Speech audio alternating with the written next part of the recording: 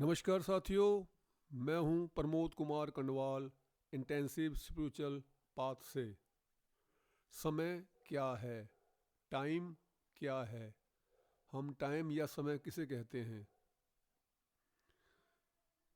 एक ग्रह जब दूसरे ग्रह के नज़दीक पहुंचता है या उसकी परिक्रमा करता है या जो उसकी भौगोलिक घटनाक्रम को पूरा होने में जितना समय लगता है उसको समय कह दिया गया, उसको टाइम कह दिया गया। समय कोई भौतिक वस्तु नहीं है और ना ही इसका निर्माण हुआ है। यह तो ग्रहों की गति के आधार पर एक विशेषण इसको दे दिया गया, जिसे अंग्रेजी में टाइम और हिंदी में समय कहते हैं। लेकिन यह है बहुत महत्वपूर्ण, क्योंकि जैसे 800 करोड़ की जनता है, यदि उनके नाम न रखे जाएं तो हम उन्हें पहचानेंगे कैसे? प्रभु ने तो अपना काम कर दिया, सबकी शकल अलग अलग बना दी है, किसी की शकल किसी से मिलती नहीं है 800 करोड़ के अंदर। तो ये तो प्रभु का काम है। लेकिन हम शकल से कैसे पहचाने, क्योंकि हमारी बुद्धि इतनी ज़्यादा विकसित नहीं। तो हमने नाम रख दिए उनके, राम कुमार, श्याम कुमार, महेश, सुरेश, कविता, सुनीता इत्यादि। तो इसी प्रकार से वैज्ञानिकों ने भौगोलिक घटनाओं के आधार पे समय के नाम रखे। जैसे एक पृथ्वी हमारी सूर्य का चक्कर लगाती है, तो उसको 365 दिन में उसका समय लगता है, तो उसको एक वर्ष कह दिया गया। उसको घंटों में डिवाइड किया गया, तो वो उसमें पृथ्वी का घूर्णन लिया गया। पृथ्वी अपनी धुरी में 24 घंटे में एक बार घूम जाती है। 12 घंटे का दिन रहता है, 12 घंटे की रात रहती है। तो वो जो उसका घूर्णन का जो टाइम है उसको घंटों में डिवाइड किया गया। यदि वो किसी सूर्य का चक्कर लगा रही है तो उसको साल में डिवाइड किया गया, 365 दिन में डिवाइड किया गया। चांद हमारी पृथ्वी के चक्कर लगाता है, एक चक्कर लगाने में उसको 30 दिन लगते हैं परिक्रमा करने में, तो उसको 30 दिन का समय दिया गया, मास कहा गया। तो इससे पहले जब धीरे धीरे मनुष्य का विकास हो रहा था तो समय को तारे से देखा करते थे, चंद्रमा से देखा करते थे। फिर उनके प्रहर डाल दिए गए। पहले प्रहर में ऐसी स्थिति हो तो पहला प्रहर कहा जाए, दूसरा प्रहर, तीसरा, चौथा, आठवां, इस प्रकार से प्रहर के अनुसार समय होता था। फिर घड़े में छेद कर दिया गया, उसमें से पानी डाल दिया गया। जितनी देर में घड़ा खाली हो जाए उसको प्रहर या अन्य समय के हिसाब से उसका नाम डाला गया, जो उस समय जो स्थिति हुआ करती थी। सपोज उदाहरण के लिए यदि घड़ा आधा हो गया तो एक पहर, घड़ा पूरा साफ खाली हो गया तो 2 पहर समथिंग, इस प्रकार से नाम दिए गए। फिर घड़ी का आविष्कार हो गया। तो समय कोई भौतिक वस्तु नहीं है, पर चूंकि ये भौतिक वस्तुओं से ही उपजी है, ग्रहों के मूवमेंट से, उनके घूर्णन से, उनकी गति से उपजी है, तो उसको हम निराकार रूप में मान तो सकते हैं, लेकिन है ये भी भौतिकता के रूप में ही है, क्योंकि भौतिक से ही जन्मा है। तो ये समय है। समय ऐसा कुछ नहीं है कि कोई कोई किसी को इन्वेंशन किसी ने कोई कर ली है, ये तो कैलकुलेशन की गई है। और यही समय बड़ा मूल्यवान होता है। जो बुद्धिजीवी होते हैं, समझ लेते हैं, उसका सदुपयोग करते हैं। उन्हें पता है कि चंद्रमा हमारी पृथ्वी का चक्कर लगा रहा है 1 महीने में, तो 1 महीने के अंदर हमें इतना कमाना है, या हमने इतना ही कार्य करना है, इसको इतने समय में हमें ख़त्म करना है, या बिल्डिंग बनानी है, घर बनाना है, या कोई विशेष काम करना है, या वो विशेष पूजा करनी है। इस प्रकार पृथ्वी से ले लिया कि पृथ्वी जब इससे पहले एक चक्कर लगाया 365 दिन का, हमने ये काम निपटाना है, या नौकरी प्राप्त करनी है, शादी करनी है। तो ये समय के हिसाब से है। तो जिन्होंने इसको महत्व समझा, उन्होंने समय की वैल्यू भी दी, समय को, मूल्य को समझा भी, और वो विकसित भी हुए। और समय की वजह से ही हम आगे बढ़ते हैं, और समय की वजह से ही हम पीछे हटते हैं। मनुष्य बड़ा नहीं होता है, समय हो तो बलवान। अर्जुन हारे भील से, वही धनुष वही बाण।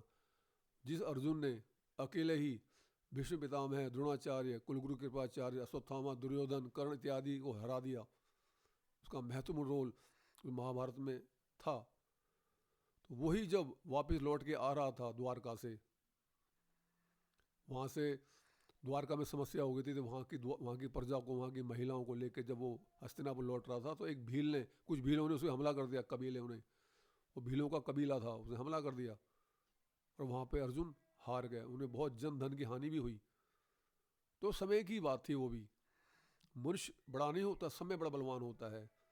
लेकिन वो स्थिति पर निर्भर करता है कि वो उस समय व्यक्ति किस स्थिति के अंदर है। हर समय जो समय है पक्ष में होता भी नहीं है, हर समय पक्ष में, समय विपक्ष में भी नहीं होता। ये स्थिति पर निर्भर करता है किस प्रकार की खगोलीय घटना है, किस प्रकार से व्यक्तिगत घटना है, किस प्रकार से व्यक्तिगत बल है, किस प्रकार से सामाजिक बल है, किस प्रकार से चारित्रिक बल है, ये उस पर निर्भर करता है। अब देख लीजिए, आज से 1975 के अंदर, यदि आप क्रिकेट प्रेमी हैं तो आपको पता होना चाहिए कि 1975 में ये कहा जाता था कि क्रिकेट का खेल अनिश्चित है, क्रिकेट का खेल अनिश्चित है, लेकिन वेस्ट इंडीज जीतेगा ये निश्चित है, ऐसा कहा जाता था। लेकिन आज 2023 के अंदर वही टीम वर्ल्ड कप के लिए क्वालिफाई नहीं कर पाई। क्यों? क्योंकि उन्होंने समय के हिसाब से अपने आप को चेंज नहीं किया। जब वो 83 में जब वर्ल्ड कप हारे इंडिया से, उसके पश्चात उनका मेंटल बैलेंस इतना ज़्यादा ख़राब हो गया कि day by day, month by month और ईयर बाय ईयर उनके खेल का स्टैंडर्ड डाउन होता चला गया। वो अपने आप को समय के हिसाब से विकसित नहीं कर पाए। यही कारण है कि जो पुराने कारीगर होते हैं, जो पुराने ज़माने के लोग हैं, या जो अभी 70-75 साल के हैं, वो टेलीफोन पे डेवलप नहीं हो पाए हैं, उनको व्हाट्सअप चलाना नहीं आता, उनको फेसबुक देखना नहीं आती, क्योंकि उस समय के हिसाब से उन्होंने अपने आप को नहीं बदला। जब समय के हिसाब से अपने आप को बदलते हैं तो हमारा विकास होता है, हम आगे बढ़ते हैं।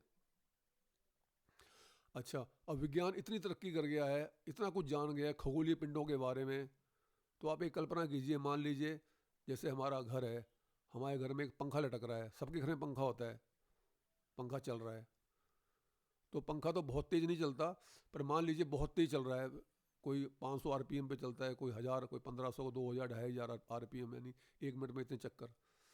मान लीजिए कोई पंखा चल रहा है, काफ़ी स्पीड पे चल रहा है, और ये मान लीजिए कि पंखा बिना खूंटी के है। वैसे पंखा तो खूंटी में लटकता है ना, हवा में चलता नहीं है, ऊपर खूंटी में लटका होता है पंखा। अब ये भी मान लीजिए कि पंखा खूंटी में नहीं है, बस छत से थोड़ा नीचे लटक रहा है बिना किसी सहारे के, और उस पंखे के अंदर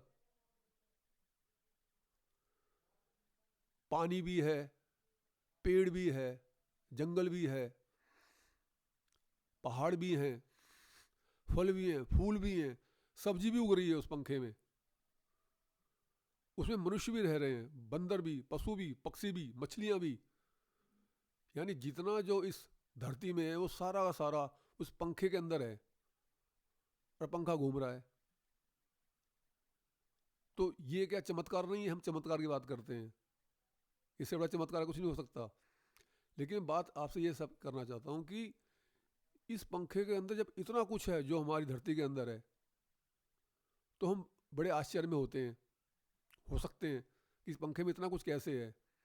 लेकिन आज विज्ञान ने इतनी तरक्की कर ली है कि आज हमें वो बता रहा है कि चांद में या सूरज में या अन्य ग्रह में या इस पृथ्वी में, क्योंकि पृथ्वी इसी प्रकार से 30 किलोमीटर प्रति सेकंड से इस अंतरिक्ष में, इस आकाश में घूम रही है, और इसी पृथ्वी में समुद्र भी है, जंगल हैं, पहाड़ हैं, 800 करोड़ की आबादी है, अनंत जीव हैं, और ये पृथ्वी 1 सेकंड में 38 किलोमीटर 30 किलोमीटर की गति से घूम रही है।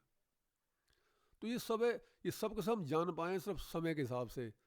धीरे धीरे हम आगे बढ़ते रहे, जिस प्रकार से पिंड ब्रह्मांड आपस में घूम रहे हैं गति से, जिससे समय का आविष्कार हुआ, उसी प्रकार से विज्ञान ने तरक्की की। वो जान गया कि हमें इसके बारे में जानकारी बेहद ज़रूरी है, यदि मनुष्य को सर्वाइव करना है तो, यदि मनुष्य जाति को लंबे समय तक जीना है तो। अब वैज्ञानिक कह रहे हैं कि 2182 में एक एस्टेरॉयड ऐसा है जो धरती से टकराएगा। अब उसको, एस्टेरॉयड को ख़त्म करने के लिए अभी से प्लान चल रहे हैं। अब देख लीजिए, अभी तो बहुत समय है, 2023 चल रहा है, 87 साल तो इसमें ही अभी हैं, 77 ईयर्स तो इसी शताब्दी के हैं, और 82 साल आगे के हैं, यानी 150 साल के बाद एक एस्टेरॉयड जो पृथ्वी पर टकराएगा, जिससे हमारा जीवन नष्ट हो सकता है, जो करीब करीब 30 परमाणु बम के बराबर यहाँ पे नुकसान पहुँचा सकता है। तो उसके लिए हमारे वैज्ञानिक उसको मारने के लिए अंतरिक्ष के अंदर मिसाइल से उस पर अटैक करने के लिए, नष्ट करने के लिए अभी से योजना बना रहे हैं। क्यों ऐसा? क्योंकि वो समय को देख रहे हैं, वो सारे खगोलीय पिंडों पे निगाह बना के रखे हुए हैं, ये सब समय की वजह से है। तो जैसे जैसे हम समय पे अपनी निगाह रखते हैं, उसके अनुसार चलते हैं, तो हम सर्वाइव भी करते हैं, हम विकास भी करते हैं, हम बुद्धिजीवी भी होते हैं। तो समय का बहुत महत्व है। सभी प्राणी जो बुद्धिजीवी से भी ऊपर उठ गए हैं, यानी जो धार्मिक से भी ऊपर चले गए, जो आध्यात्मिक हैं, वो सबसे ज़्यादा समय को महत्व देते हैं। उन्हें पता है हमारा जीवन ज़्यादा लंबा नहीं है, 60 साल, 70 साल, 80 साल, 100 साल, 125 साल, और इसी उम्र में हमें उस परमपिता परमात्मा को पाना है जिसके लिए हम आए हैं, जिसके लिए हमने मानव देह धरी है। तो इसी 100 सवा 100 साल के अंदर हमने परमपिता परमात्मा को पाना है। वो समय का सबसे ज़्यादा सम्मान करते हैं।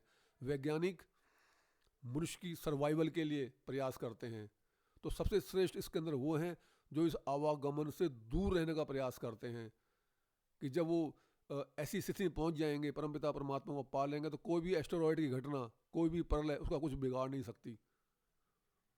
तो हमें समय के हिसाब से चलना चाहिए। जिस कार्य के लिए हम धरती पे आए हैं, यदि हम उसको कार्य को करें तो हम हमेशा हमेशा सुरक्षित रह सकते हैं। यदि आपको संदेश ज्ञानवर्धक तथा उपयोगी लगता है तो आप इसे लाइक तथा चैनल को सब्सक्राइब और शेयर कर सकते हैं, तथा ऊपर ऑल का बटन है उसे भी प्रेस कर सकते हैं ताकि आगे आने वाली सभी वीडियो का नोटिफिकेशन आपको मिलता रहे। गुरु भगवान सबका कल्याण करें।